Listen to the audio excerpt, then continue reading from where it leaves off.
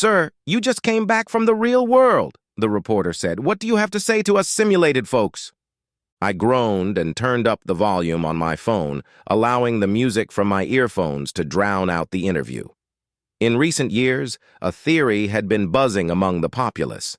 A possibility that we were living in a simulation, that nothing we see, hear, or feel were real, that we were all subject to the whims of, I don't know, some nerds or whatever.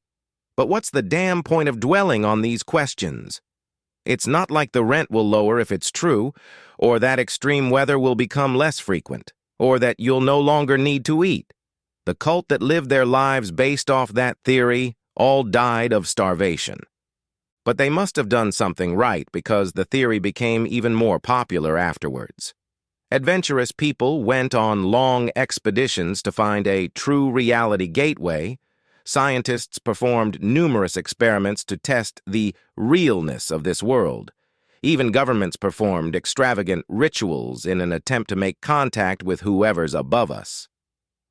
Now, when this guy who disappeared 45 years ago suddenly showed up again, claiming to have returned from the real world, everyone flocked towards him like monkeys to an empty juice box. Journalists quickly set up a massive stage for his interview, and every building's display screen showed various angles of the stage. The only reason I was even standing among this mindless crowd was that my family dragged me out there. The crowd stood with bated breath, awaiting the man's first words. The man stood just as still and as straight as a board. He seemed to have kept his appearance well for the past decades. Not a single gray hair or wrinkle could be found on him. He spun around gradually, his eyes shifting among the audience. Eventually he stopped, staring straight into one of the cameras. Through one of the giant screens, I saw them clearly. His eyes carried no glimmer, no sparkle at all. Nothing that suggested any sort of excitement or enthusiasm about his brand new discovery. Instead, it was more like gazing into the deepest pits of the abyss. Before I could think more about it, he turned back to the reporter and leaned into the microphone. Then his lips moved. In an instant, the sky turned into a multicolored patch of colors. The sun turned black and began zigzagging across the sky, although occasionally it glitched into one of the man's eyes. The shorter buildings nearby were spontaneously replaced with towering plumes of flames, while the taller buildings collapsed. I braced myself for when the bits and fragments of the buildings would collide with my body, but the debris simply phased through me.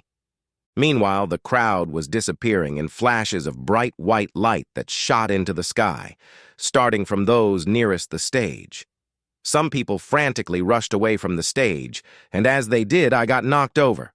Before I was trampled by them, however, they became enveloped in the light and flew into the sky as well.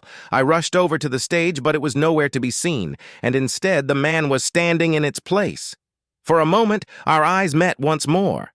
Then he simply vanished, as if he was never there at all. That was a long time ago. The world had, miraculously, returned to normal. Even though the people who disappeared were lost and the buildings that collapsed had to be rebuilt, the sun and sky had reverted back to its usual colors and the people that survived resumed their operations like nothing happened. And judging from the fact that no one mentioned simulation theory ever again, I suppose they want to pretend that nothing happened. But what's the point in continuing to perform these mundane acts? What's the point in maintaining this fake reality when a single sentence from the real world can tear the simulation apart?